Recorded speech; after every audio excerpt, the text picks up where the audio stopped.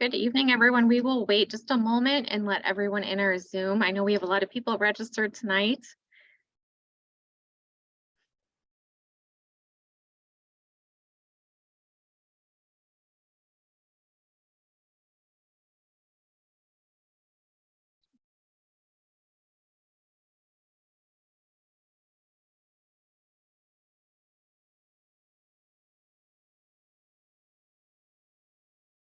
Good evening, and thank you so much for joining the Hudson Library tonight for our virtual author event with former Metropolitan Museum of Art guard Patrick Bringley.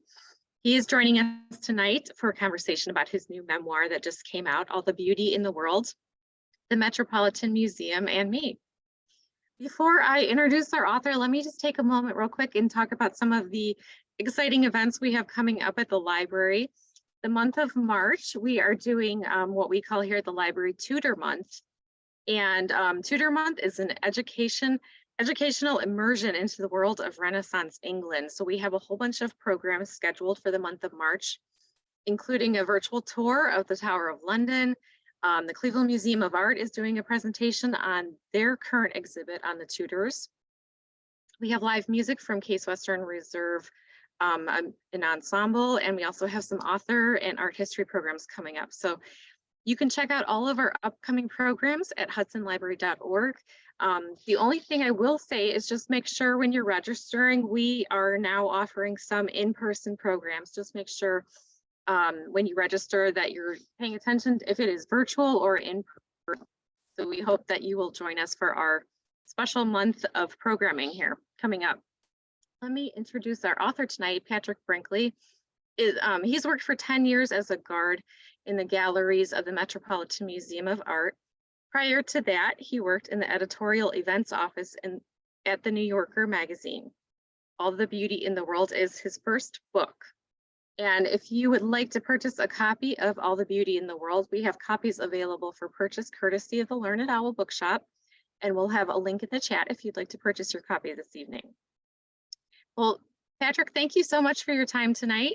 We are certainly looking forward to hearing more about your book. And I know you have a lot that you want to share with us, and we're excited that you have pictures from the Met. So we are looking forward to seeing that as well. As always, if you have questions for the author, you can go ahead and put those in the Q&A and we will get started. All right. Thank you so much, Allison. And thank you all for coming. I understand 200 some people registered. That's really cool. And yes, of course, I'm going to have pictures. So let me share my screen right here. Let me get to the beginning of the presentation. So thanks, everybody. So this is a little bit of a moment for me. I wrote a book and it just came out a couple of weeks ago. It's called All the Beauty in the World, as Allison said, and it's a memoir about my experience working as a guard at the Metropolitan Museum of Art. It's a portrait of the Met and its treasures from a guard's intimate vantage, but it's also a personal story, my story about spending 10 very critical years of my life keeping watch inside of this great museum that maybe some of you have been to. It's been a long time coming, but here we are. It came out on February 14th. But before we do anything else, before I even tell you how I came to have this job, I wanted to bring us inside the museum. So we've approached from East 82nd Street in Manhattan, and we see the Met's facade, which is so wide that no matter where we're standing, we're not going to get the entire thing into view. That's sort of emblematic of the Met itself. You can't wrap your mind all the way around this place. But I'll tell you what a guard sees when I look at this facade. I think, well, down on 80th Street, way down there, you have the parking garage entrance. And then at 84th Street on the other end, fully 4 blocks down, you have the loading dock entrance. In between, you have this run of marble stairs ascending from Fifth Avenue to this big temple-like structure. I can tell he's a guard. We never climb those stairs. We enter by the loading dock at 84th Street. I would pass by a sentry booth here where one of my colleagues would be checking in big nondescript white trucks that might be carrying paintings on loan from the Louvre or might be carrying, hot dog buns for the kids' meals. You can never be sure. And I would go down this ramp, follow the trucks down this long ramp where I'd show my credentials at a second sentry booth and I would pass into the Met's rather vast backstage. Now, I don't feel comfortable showing you pictures of potentially sensitive areas, but I can paint you sort of a word picture easily enough. So the Met sits on 12 acres of Central Park. And you can imagine that every bit as big as it is above ground, like a tree, it's as big underground. I would walk an endless series of labyrinths down there, and it's just concrete underfoot, and it's, ductwork and wiring overhead. And here is where most of the work is performed inside the Met. There would be empty art crates lying all around. This is a stock photo. They'd be mad if I took a picture of the real art crates. And there are yellow signs that warn yield to art in transit, as technicians with blue latex gloves are sort of pushing artworks on trolley cars, and we all pull aside like it's an ambulance situation. And I would be passing, there's a wood shop and a plexiglass shop. There's a working printer. There's an armory for repairing medieval helmets. There's conservation studios and offices. And where I'm heading is a locker room for more than 500 security personnel. So this is just a fraction of them. Just outside the locker room, I'd walk past the uniforms office.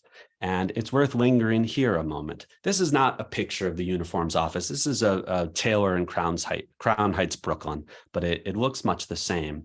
Inside, there was a man. His name was Johnny Buttons. He would usually have a couple of pins sticking out of his mouth, and he was in charge of mending and tailoring our suits.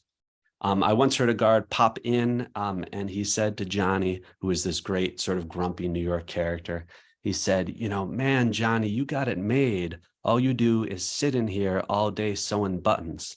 And Johnny snapped back at the guard. He said, yeah, and what do you do besides stand around talking to the freaking statues? And then the two men had a good laugh. So I would pass by the tailor's office and I would walk into the locker room. Looks a little bit like this.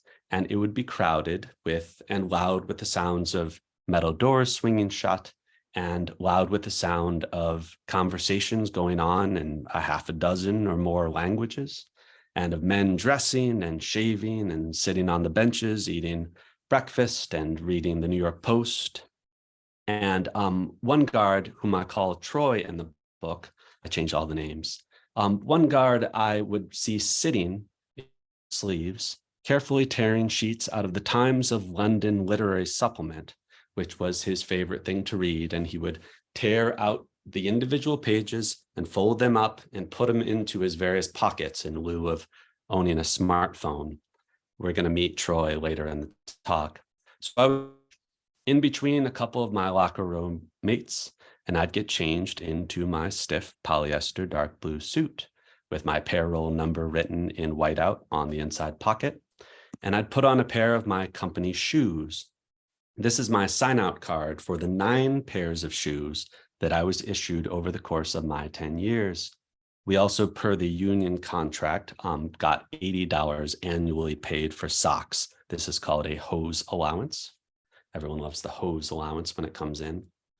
Finally, I'd clip on my wine red clip-on tie, and I'd affix my golden M pins, and I'd head over to the dispatch office. Now, in this busy little office, the dispatcher would be looking at a big board with a bunch of tiles with all the guards' names, and he would find my name and he'd put it in a section and he'd say, Bringley, section A, which meant I was going to medieval or the European period rooms, or he might say section H, which meant I was going to Egypt, or section K1, Greece and Rome. Today, at the beginning, I want to focus on where I was mostly sent in my first few months, on the second floor, and that was section B, the old master paintings wing. I would report to the section B chief's desk and the Great Hall balcony. This is the Great Hall you see there. And I'd be assigned my post for the day, actually 3 posts that I would rotate among, each covering, 2 galleries or something like that on a little team. I would maybe over the course of the day be in 12 different galleries. So it would work that I would do one post and then another post, then another. Then I would go to the locker room, kick up my feet, have a nap, maybe before doing the entire thing again. The way that a guard naps, by the way, is a bit like an Egyptian statue. We lie down on one of these narrow benches, have to have our arms sort of folded across our chest, and then you put your tie across your eyes. That's sort of the classic way that those 500 guards take little naps and get back on post. So I would get on post about a half an hour before the museum opened to the public, and it would be just totally quiet. The only sound would be my footfalls on these wonderfully soft wooden floors that you see there, which you come to treasure if you work a job where you're standing for 8 or 12 hours at a time.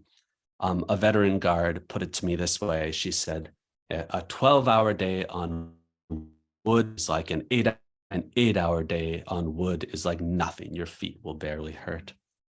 And I would be in these quiet galleries and I'd be alone, except for, figures that Goya painted, or that Rembrandt painted, or that Rubens painted. There's his wife, Helena, on the right. And this is one of the many beautiful things about being a guard, is there would be nothing and no one to sort of bring me back down to earth. I could think whatever thoughts I wanted about these vibrant and magnificent paintings that were in some sense my companions. We were going to be spending the whole livelong day together. And in a sense, though, they were also windows onto different worlds, sometimes very strange and oddly familiar at the same time. Oftentimes, when I was posted in galleries I was posted in galleries that looked like this. I came to think of these as the Jesus pictures.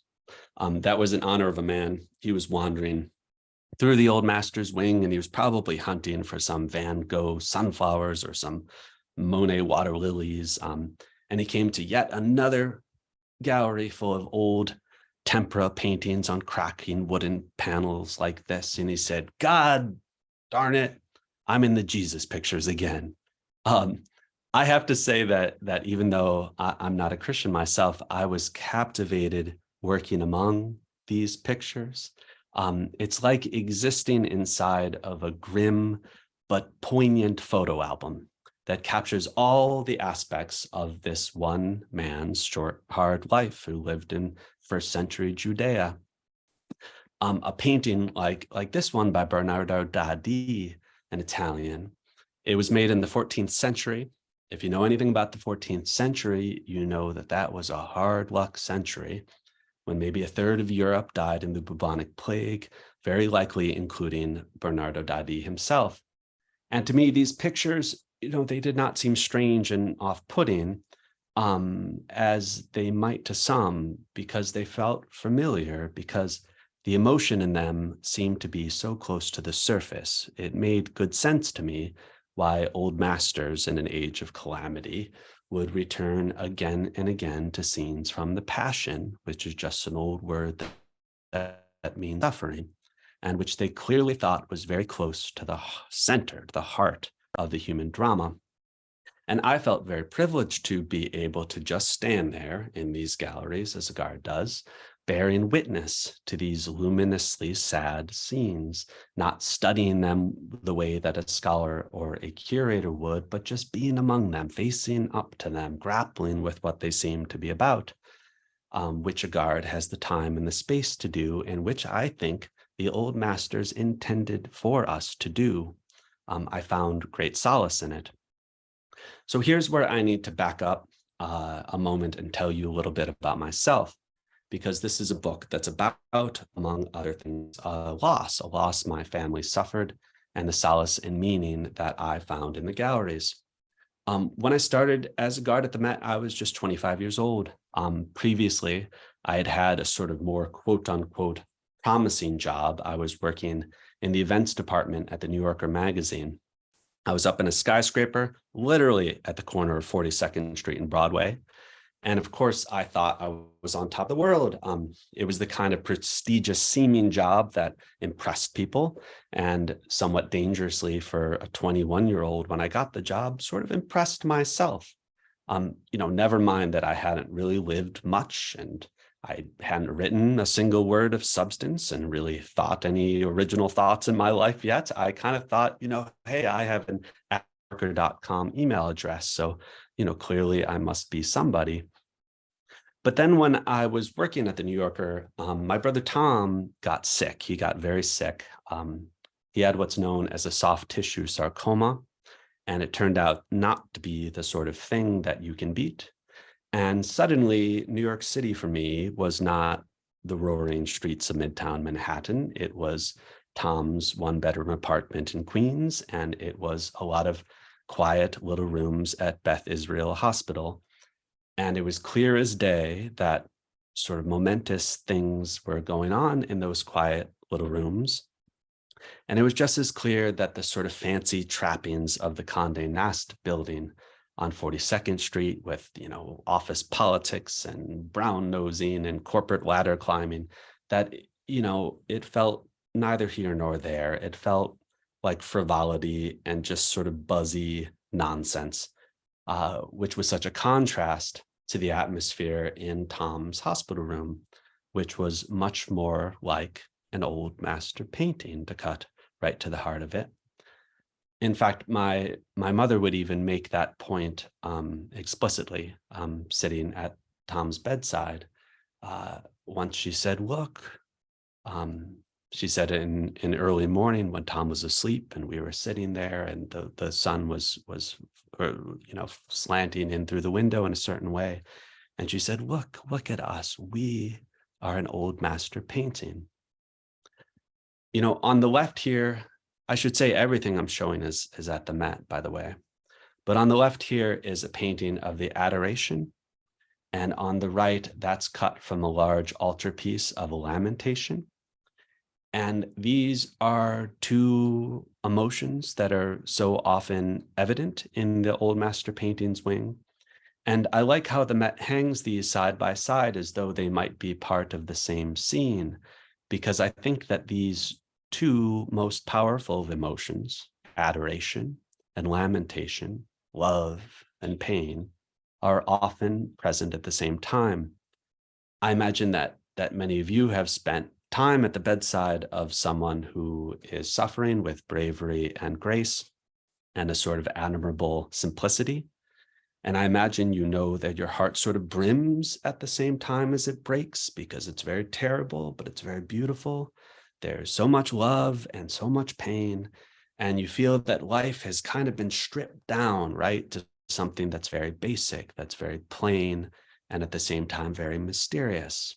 You've sort of reached bedrock. And so often I think a painting like this, it looks like a painting of bedrock. You're sort of witnessing the heart of things. And what is there to say about it even? It just kind of leaves you speechless.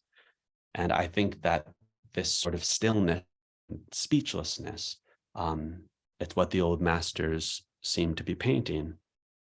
When Tom died, I decided I wanted to have a job that was nourishing, that was straightforward and honest, and didn't involve rushing back to the so-called real world that seemed to involve so much, nonsense. And I was speechless, and I wanted to remain so. I wanted to stand still a while, and I took this job, keeping people's hands off of beautiful works of art. The early chapters of the book are really about my wide-eyed wonder exploring the museum when I was a little bit shell-shocked. It's about my gratitude for the space and the time that I was allowed as a guard to stand in corners in a kind of beautiful, lonesome state, and commune with objects that seem to have profound things to say about life and death and creation and the human heart and mind and just kind of everything. And not only in the old master wing, but everywhere, all over the place. But of course, a guard doesn't just look at still and unmoving works of art all day. At 10 a.m., the doors in the museum swing open, and 7 million people come into the Met each and every year. That is greater attendance than the Yankees, Mets, Giants, Jets, Knicks, and Nets combined. And it, of course, is my job as a guard to make sure that everything is calm, that all these people play nicely with works of art. And for the most part, they do. They really do. Occasionally, though, there are things. One day I was posted in section K1, which is Greece and Rome. And there was a young man trying to climb this statue. sit in her lap, and I stopped him. And he looked at Venus here with her missing head and missing arms. And then he looked all around and he said, so all this broken stuff, it broke in here? I said, no, no, no, but there are incidents. In my second year as a guard in 2010, a woman stumbled and fell into this 6-foot tall painting in the center there by Pablo Picasso. And she made an almost 6-inch gash toward the bottom of the canvas that had to be surgically repaired. Then almost right after it was brought back to health, we had a huge show, Picasso at the Met. It was a blockbuster. We were clicking in 1,400 people an hour. And in a crowded room, people are always competing for space and they're getting closer and closer to the paintings. And it's our duty as guards to sort of maintain the channel of clear space between the cubist and the ordinary squares, if you catch my drift. And I saw a guy trying to get around the crowds, and he takes the inside track through that channel, and he throws his shoulder into Picasso's woman in white. And you see into the frame, he throws his shoulder into the frame, and you see how paintings in most art museums are anchored toward the ceiling. They're on these copper wires. And it swung on its copper wires, 1 oscillation, 2, 3. Maybe it's exaggerated in my mind because it was a truly like an earthquake was happening, just absolute unreality as everyone in the gallery put up their hands like this. And then it settled down. You call the chief calls the technicians, they look it over, and it was all good. But it didn't feel good. It sort of jostled something loose in me just witnessing that. And I became sort of increasingly interested in the less orderly aspects of an art museum, the life inside that place. So in the middle chapters of the book, I'm becoming more interested in that fabric of the Met, its history, its operations, all the people wandering through. And I also take a brief detour to talk about what people are really interested in, and that is art heists. So, couple heists. So an old time guard told me this story, an old timer. This here is an ancient head of Hermes at the Met. There are many just like it. It wasn't made by some famous artiste, but rather by some dirt under his fingernails artisan who probably was working outdoors and kept goats and knew Socrates from hanging around the agora. Ancient Athens was not very big. But this Hermes head is a little bit interesting because it was stolen from the Met in 1979 and spent some time in a storage locker at Grand Central Terminal. So that's sort of the tease, but let me back up and give you a little ancient history. So Hermes was the winged foot messenger god. He traveled from our world to the world of the gods, which, by the way, is the same world. The Greek gods, they might be up on a mountain, but they are younger than our universe. Their hearts, they have form and shape like us, which explains why Greek art is so vital. Even their ideas can be seen. And Hermes, he is the idea of travel, which is why he's on the pediment of Grand Central Terminal. Coincidence or not, there he is in his guise as Mercury. And as the god of travel, he also is moving across boundaries, and he's a transgressor god. He transgresses boundaries, which makes him the god of thieves as well. So flash forward to 1979. The King Tut exhibit was in town. Maybe some of you saw the King Tut exhibit. Biggest record smashing exhibit the Met ever had. And while it was in town amidst the hoopla, a guard turned around and he noticed the empty plinth where Hermes once was. They put out an APB. It was on the front page of the New York Times. This was on February 10th, 1979. On February 14th, same day my book came out, by the way, a call comes in strangely to the security desk at 30 Rockefeller Plaza.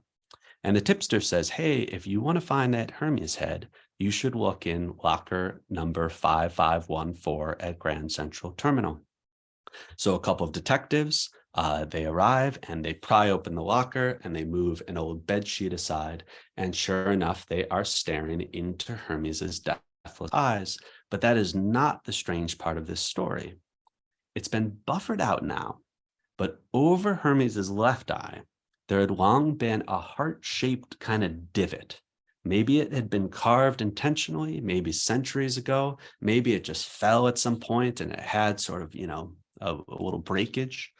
When the head was recovered, it had a matching freshly carved heart carved above its right eye. So remember that this was Valentine's Day. So the old timer who told me this story, and I looked it up and verified it's all true, his theory of the case was that a guy was wandering the Met, noticed the heart, realized he didn't have a Valentine's Day gift for his girl, swiped the head, carved the matching heart as a sort of a grand gesture. She opens the box on Valentine's Day, says, "What in the hell are you doing?" And they call in the tip themselves. This is something that happens because what prevents art theft is mostly, but not entirely, guys like this guy who are standing in the corners of galleries. In an earlier era, I should point out, the guards were armed, not in the 70s, but in the 30s and 40s, there was a shooting gallery in the Met's basement, and there were annual contests between the day guards and the night guards. And this is the winning team in 1934, the night guards, and they're standing by a custom-made silver trophy by Tiffany and Company that would pass back and forth among the winners. But anyway, what prevents art theft is mostly us guards, but also, if you steal something, what are you going to do with it? How are you going to fence it? How are you going to move it, right? This is also what prevents it. So this was a bad stretch for the Met. One more story. In the year after 1979, 1980, a couple of teens were in the Egyptian wing. They noticed this ring of Ramses the Ramses VI, and they noticed that there was a flaw in a display case. So they went home, got a clothes hanger, came back, knocked this ring onto a map that they had slid under. Then they slid the map out, picked up the ring, popped it in one of their mouths, walked over to a jewelry shop on Lexington Avenue in Manhattan and said, "Hey, we got this ring." The jeweler obviously knew that something is up, but rather than call the cops, he gave them $5,000 for it. And he called the Met anonymously. And he said, "Hey, I've got your ring. And if you can scrape $80,000 together, maybe it can find its way back to you." The Met called the cops, set up a sting, and everyone was arrested. Not going to pull things like that. But I can proudly say that I was born in 1983. Hasn't been a single theft in my lifetime. It's sort of nice working a job where you bat 1,000 that way, right? You come home to your wife, "Anything stolen today?" Nope, nothing stolen. But having taken that foray, I want to return once again to a typical day. And I want to let you in on a little secret. No matter how much time as a guard I'm spending how much time I'm spending telling people to, get off their cell phones or to not touch things or get too close, or I'm answering their questions, giving directions, no matter how many odd minutes that takes up, there are hours to just stand and lean and pace and stretch and occasionally drop to my haunches and simply see the way a guard does whatever is going on around me, the life in the place and on the walls. I want to make this point. That's my British cover on the right. I want to make this point. A museum guard's job is very unique for the modern world. Most people are busy. It's a guard's job not to be busy. A watchman's role is to have his hands empty and his head up and his eyes wide, and not think about any project he has to advance, not think about any ball that he has to push forward, but simply to remain still, almost like an aristocrat of old, in that he has an incredible freedom of mind to think in any direction that he or she chooses, and in any way he or she chooses about both the art and the parade of people passing by. So you remember that fellow I told you about who would be tearing up the Times of London literary supplement? We can pretend that this guard from the early 20th century is him. I call him Troy in the book. The guard Troy, I asked him, I said, "Why did you become a guard at the Met?" And he said, he's a very dignified older man. He said, Well, the only thing I've ever wanted to be is an independently wealthy patron of the arts, and this comes closest. I understand. Another veteran guard, he once gave me this advice. He said, um, sorry, go back. He said, when you get bored of the art, you watch the people. When you get bored of the people, you look at the art. But in truth, I didn't get very often bored when I was on post. I think in part because time works very differently when you have gobs and gobs of it. You know, if you've got 45 minutes to kill, that can be agonizing. But if you've got 12 hours to kill, you can't kill it. You just have to make peace with it. That time is going to feel capacious. Every hour is going to feel precisely an hour long. And on a good day, that's a good thing because there's so much to explore. One day I'd be sent to ancient Egypt, the next day to Jackson Pollock. Maybe I'd end my week hanging out with the Congolese power figures. And as a guard, you get to learn your way around every nook and cranny of this 12-acre museum, but you also have the time to reckon right out in the open in the middle of the galleries with just how much you do not know. More so, I think, than the museum's curators, who spend most of their time in offices, sort of refining their knowledge, developing more sophisticated knowledge in their areas of expertise. For me as a guard, I never felt like an expert in anything because I would be spending 8 hours with this set of gods. Then I would be spending another 8 hours with this set of gods. And frankly, I was never tempted to try to be an expert in any narrow field because it felt like the more unique thing that I could do is try and happily fail to wrap my mind around all of it, all the beauty in the world, which is how I think most regular people do relate to the Met. You sort of bop around. And I do think that a lot of good can come from that effort. This fellow right here, he's a 16th century Sufi, and he spent his time trying to have direct mystical, experiences of and grapple with the infinite greatness of God, with reality, with a capital R. And guess what? He wasn't going to succeed at that, but it was the practice, it was the attempt that made his life meaningful. When an ancient Greek person came into contact with a god, they had a word for it. They called it an epiphany. At an art museum, you come into contact with stone and bronze and wooden gods. And the important thing isn't to come to any conclusion about them, because how could you? It's just important to have experiences, to have epiphanies, which I think you can do because you are coming face to face with an object that by dint of its great beauty or delicacy or pathos or whatever else communicates something that cannot be otherwise expressed, something that often feels like it is beyond words. So maybe you get a little taste of Athena's sort of, sturdy, robust wisdom that you see on the left there. Or maybe you get a little taste of the Buddha's enlightenment, looking at this 900-year-old Japanese statue with its cracking gold leaf glittering under a spotlight in a dark gallery. And in all these different wings of the Met, which all have different atmospheres, by the way, they're also distinct from one another, I would get to people watch. I'd get to watch people who are from New York's 5 boroughs and all 50 states and 6 continents, people who are young and old, who are fancy and not fancy. And many of these people would see me standing in the corner, looking sort of approachable in a suit, but sort of a cheap and broken down suit. And they'd turn to each other and they would say those magic words, "Let's ask this guy." And they'd ask me questions. They'd ask me for the Mona Lisa sometimes. They'd ask me for the dinosaurs, which are in the other museum across the park. They'd ask me if this or that object was really real. Really, it's real? That's real?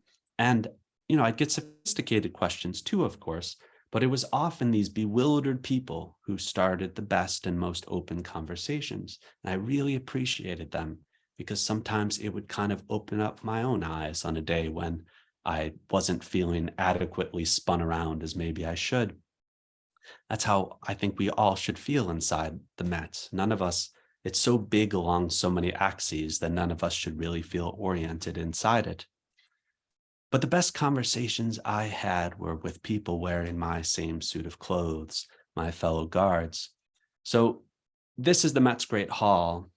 Sometimes I would be assigned to a wonderful post called checkpoints, where we would just stand and we would make sure people were wearing the correct little tin entry pin as they came through one of the narrow entrances from the Great Hall into the galleries.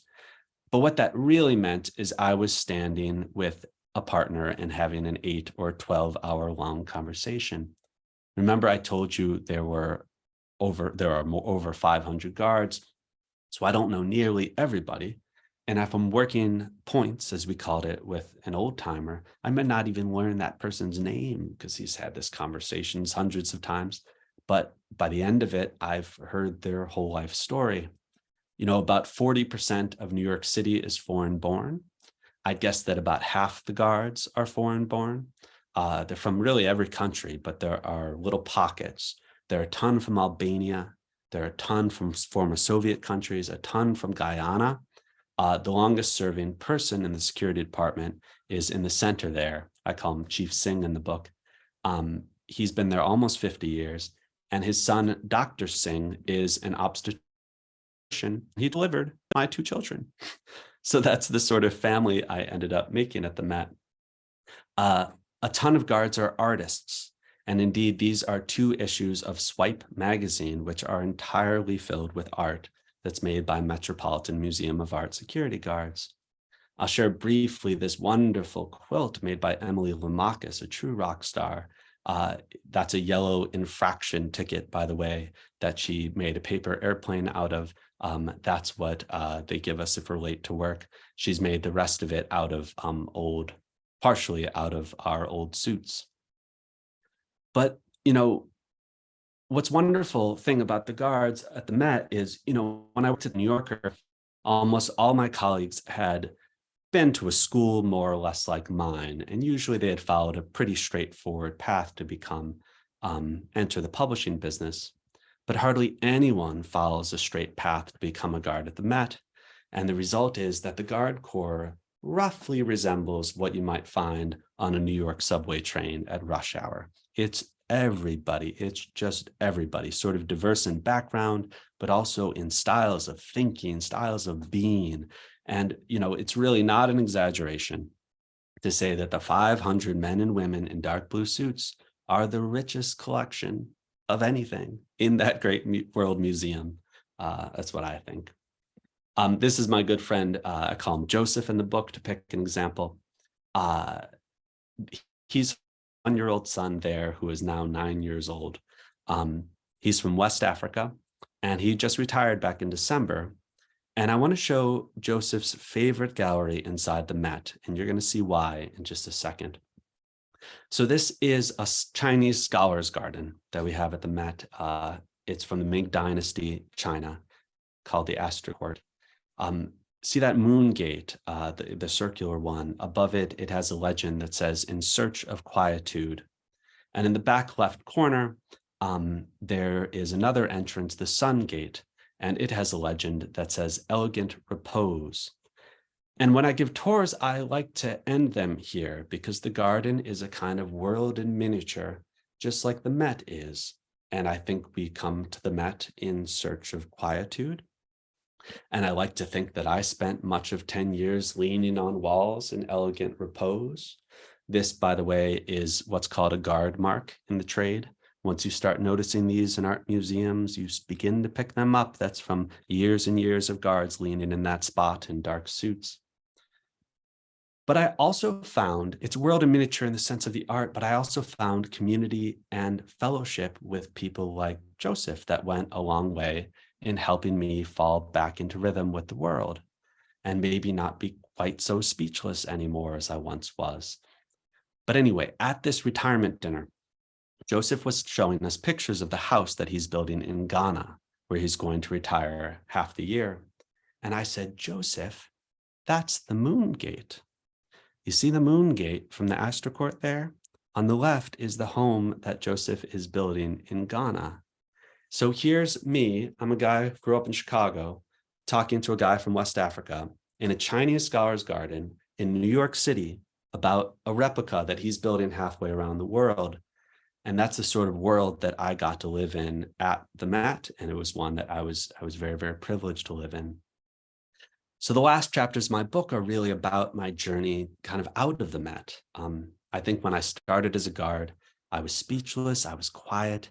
I had intentionally sort of fallen out of rhythm with the ordinary world. Over the course of 10 years, though, I changed quite a bit. I found a new rhythm. I found it in conversations I had with museum goers, and I found it in friendships I made with the guards. And I think that all this thinking I did, all this looking at artworks, it helped me grow up. I was 25 years old when I started. I was 35 and I had a wife and a couple of children when I finally left the Met in 2019. And I'd like to end this book talk with just a little bit of practical advice that I give at the end of my book, advice on how you might put a great museum to good use. The Cleveland Museum, any great museum. This is an excerpt, and I'm addressing myself silently to the crowds I see flowing up the grand staircase on my last day. I say, "You are now entering a world in miniature, its terrain stretching from the mudflats of Mesopotamia to the cafes of Left Bank Paris and 1,000 other places where humankind has really outdone itself. First, just get lost in the vastness of it all. Leave your meaner thoughts on the doorstep and try to feel pleasantly like a tiny, insignificant speck afloat in this storehouse of beautiful things. Come in the morning if you can, when the museum is quietest, and at first say nothing to anybody, not even a guard. Look at artworks with wide, patient, receptive eyes and give yourself time to discover their details as well as their overall presence, their wholeness. You may not have words to describe your sensations, but try to notice them anyway. Hopefully, in the silence and the stillness, you'll experience something uncommon or unexpected. Learn everything you can about an object's maker, culture, and intended meaning, typically a humbling process. But at some point, you'll want to switch gears and throw in your own 2 cents. The Met is a place where, with your own eyes, you can see what fellow fallible human beings have made of the world that you yourself live in. You're qualified to weigh in on the biggest questions artworks raise. So under the cover of no one hearing your thoughts, think brave thoughts, searching thoughts, painful thoughts, maybe foolish thoughts, not to arrive at right answers, but to better understand the human mind and heart as you put both to use. Find out what you love in the Met, what you learn from, and what you can use as fuel, and venture back into the world carrying something with you, something that doesn't fit quite easily into your mind, that weighs on you as you go forward and changes you a little bit." So that's it, really. That's the talk. Again, thank you so much, everybody. I'm going to be a little bit bold here and say, I think you're going to like the book. At least if you like the talk, I think you're going to like the book. It's been a sort of a wild journey. I've gotten a lot of press in these last couple of weeks. And now finally, I'm just able to kind of, I don't know, quiet down and just hear from actual real human beings who have had the book in their hand. So you can order it from any of these places, but I understand Allison is going to tell you to, or she already did tell you that you can order it through these kind folks in the chat. So if you have any questions, please let me answer them. Yes, we do have a couple audience questions. Yeah, the link for the Learned Owl is in the chat if you would like to purchase your copy tonight. We have a couple questions. Some of them I know were going through my head too, so I'm curious what your answer is for this. I'm sure many of us have wondered about this too. Do you have any favorite area or section of the Met? What pieces did you relate to most meaningfully? Sure. My first home section, as I mentioned, was the Old Master Paintings wing. And for some of the reasons I enumerated there, they hold a special place in my heart. They're so beautiful, but also, there's pain there, and just seems to be a remarkable effort to sort of grapple with things. But I love all parts of the museum. One of my chapters is devoted to the Islamic wing reopened after it had been closed for 8 years, about halfway through. And that's a place I always go back to visit. It's so gorgeous. There's a Moroccan courtyard that was commissioned and that was built by workmen who I would see outside in their fezzes smoking cigarettes. There's many beautiful wings. Sketches that you have throughout the book, who are those done by? I'm sorry, say that once more.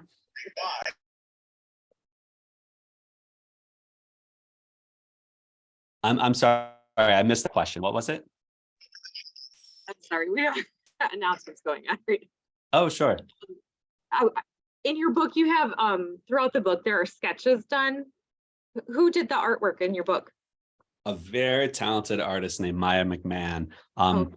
We thought, I didn't want reproductions in the book because that, especially if you're talking very subjectively about works of art, that a reproduction is often underwhelming because, of course, it's not the thing in the flesh. And of course, it's going to look so reduced in a book. So I thought, well, you see all the time in a museum, people sketching, and that's sort of a very, subjective relationship that they have to the works of art. And it seemed to match better the tone of the text. And I was very happy with all the work she did. One of our patrons asked, how do you get a copy of Swipe? Oh, that's a good question. If you Google Swipe magazine, just swipe like, swipe your credit card, it'll come up. And I'm pretty sure there hasn't been an issue in a while, but I'm pretty sure that those guys have a way that you can buy them at that website. I should also say that Swipe would have huge parties that I talk about it a little in the book, which was amazing because they were a gigantic talent show in Midtown of all the guards. And guards, so people who make art, but also who do stand up and sing show tunes and all sorts of wildness. Okay, so I know you said that there was never any art heist during your watch, but somebody asked, what are your thoughts on the Gardner heist? Gardner heist. Yeah. Well, one thing is that if any of you guys did it, you can step forward right now because there's an amnesty. At this point, all they want is that art back, so they can't even charge the crooks anymore. But for those unfamiliar, in the early 90s in Boston, the mother of all art heists happened at the Isabella Stewart Gardner Museum, where crooks came in the night and they were dressed as cops. And they bopped the guards, they admitted them because they looked like cops. And then they hogtied the guards and spent, I think, over an hour inside the galleries just robbing more than a dozen things, including a Vermeer and a Rembrandt. And but yes, we talked about the Gardner heist in training. Of course, there are sort of protocols for that. The Met is so much bigger than the Gardner that, of course, you can't just take out 2 security guards and be on your merry way at the Met, even in the middle of the night. But I hope it gets solved at some point. I mean, there's a big likelihood, I don't know if likelihood is the word, but there's a big chance that art has been destroyed because the heat got too big and someone destroyed it. One of our patrons asked, can you talk about your writing process? How long did it take you to write your book and when did you start? Sure. So, it took years of thinking. The actual putting pen to paper, I mean, kind of 7 or 8 years into the job, I started toying with things. I left when in 2019, I got a agent. It took like damn near a year to put together the book proposal, because a book proposal is this monster 80-page thing that makes you sort of think through the whole book and write a huge chunk of the book. Then I got the contract right before COVID, and I spent 18 months writing the book and then 6 months editing. Lee asked, from looking at all the beautiful things in the museum, have you been inspired to make any of your own art? On what medium would you practice painting, sculpting, or something else? No, I'm not adept at the visual arts. I would like to be. I think one thing that is clear to me as a guard is that a lot of people do not know how art's made. They don't know how oil paintings are made. They don't know how bronze is cast. And I did my best to learn, but I did not get my hands dirty, and I would like to, and that maybe is a future chapter for me. I will say that I was certainly inspired to make art on the page and the prose that I did. I mean, the sort of whole project came out to some extent in looking at the artwork in my last few years and wondering about the battle to create that artwork rather than sort of the placid surface of a painting where everything's so perfect. I was raising kids, everything seemed to be a mess, and I was interested in kind of mess. And I made my own mess that you have to do in order to, write your drafts and finally get a book out of it. I know one of our patrons asked, did any visitor surprise you with their list of questions? And what were said? I know in your book, you talk about some of the different things people have asked you over the years. Like you mentioned, where's the Mona Lisa and things that aren't even at the Met. But is there anything that kind of stands out as like a question you never thought you'd be asked as a museum guard? Yeah, I'm trying to think. Yeah, I mean, oftentimes they are these sort of wide-eyed questions. People would even ask things about New York City and trying to just get their bearings in this place because they would oftentimes see you as a sort of relatable figure. And I would always think, this is cool. I get to represent New York City to this person. And they're going to go home and say, oh, New Yorkers are so nice because I talked to this guard at the Met. But yeah, I don't know. I'm trying to think.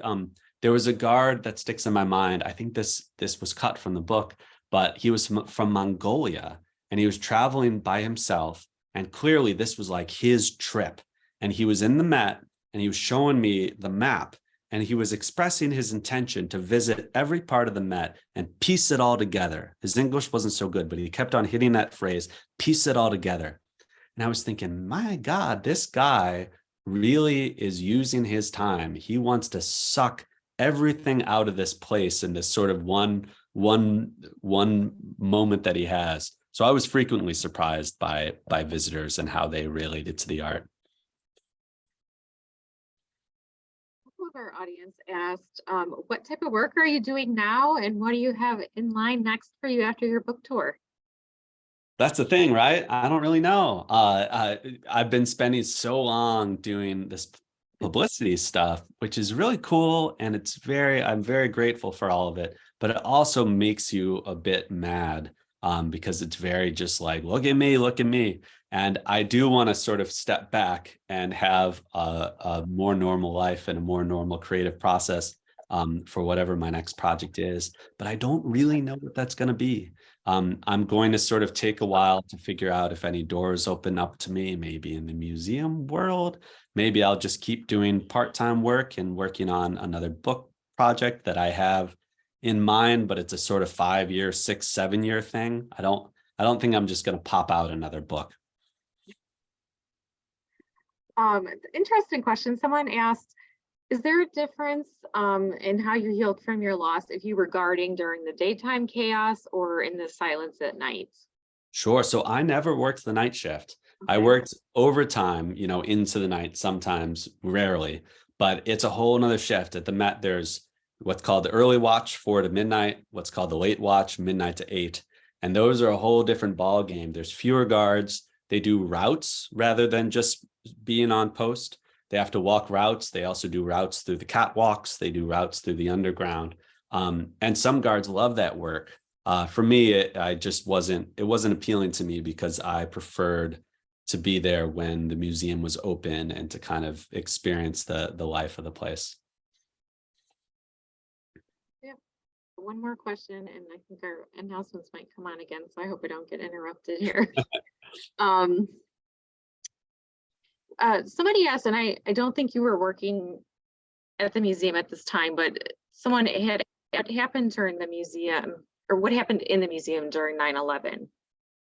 Oh yeah, so I wasn't working in the museum at the time, but I know that the museum was closed and they did evacuate because there aren't that many, we have a sort of evacuation protocol to clear out this huge place that might have 30,000 people in it. And that's not so simple, although it does somewhat replicate just what we do at closing every day. And I know that they did do that, but I don't know too much about the specifics because I wasn't yet there.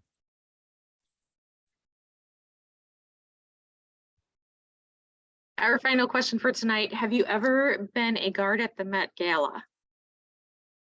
Yeah, I have. So I didn't sign up for that much because I'm not a terribly fancy person, and I got sort of my fill of that working at the New Yorker. There we had sort of celebrity parties, but it was very funny. I signed up and I thought, oh, this would be cool, and they put me in the exhibition part of it where the actual dresses are. And I thought, well, this will be cool. I'll hang out here, and Beyonce will come through, and Tom Brady will come through, and I'll get to see them. Nobody came through. Everyone just hangs out at the party. Everyone was just drinking champagne in the party section, and nobody went and looked at the dresses all night long. I think I saw like 3 people, and they weren't famous. So after that, I didn't put in the OT to work it.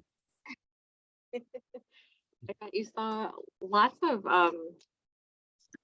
important people at the museum. Yeah, oh Probably yeah. I would dinner, see. I've got a pizza. pretty good eye for celebrities, so I do have a long list. Yeah. Well, I think we are just about out of time, and I just want to thank you, our audience, and of course, Patrick Bringley, for your wonderful talk tonight. We loved seeing all the pictures of that, and if you aren't inspired yet to read the book or go visit the Met, I would encourage you to. I finished reading the book just last night because it did just come out recently.